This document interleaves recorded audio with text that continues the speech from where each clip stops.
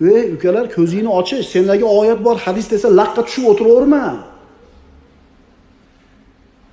1,5 yil oldi bu islomimizga, birodarlar. 1442-yil hozir.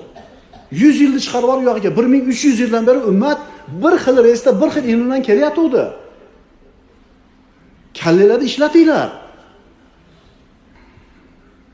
Demak, Imom Tabaroniy va bir qancha sahobalar quyidagi hadisni Payg'ambarimiz sollallohu alayhi vasallamdan rivoyat qilishadi.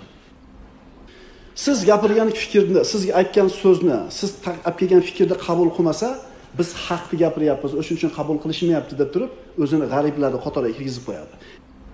Kelinglar shu g'ariblar haqidagi hadisni to'liq o'rganamizda, biz o'sha g'ariblarning ichiga kiramizmi, kirmaymizmi? Islom g'arib holda boshlangan va g'aribligiga qaytadi. G'ariblarga tavbo bo'lsin degan Rasululloh, jannat bo'lsin. Sahobalar gaplashib o'tirishganida, ayrim masalalarda bir talashib tortishayotganida, shunda Rasululloh chiqib keldilar.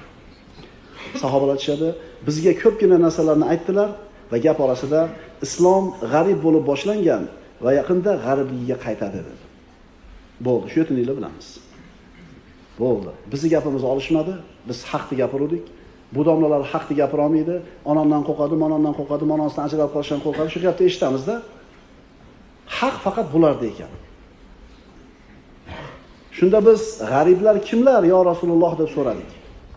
Rasululloh aytdilar: "Alladina yuslihuna idza fasadan nas." Odamlar buzilib, fasodga uchrab ketganda isloh qiladi g'ariblar. Wala yumaruna fi dinillah. Allohning dinida talashib tortishmaydi u g'ariblar. Wala yukaffiruna ahadan min ahli tawhidi bi zambihi. Ahli tavhid bo'lgan kishini bironta bir gunoh bilan kofirga chiqarmaydilar. 3 ta sifat aytildi.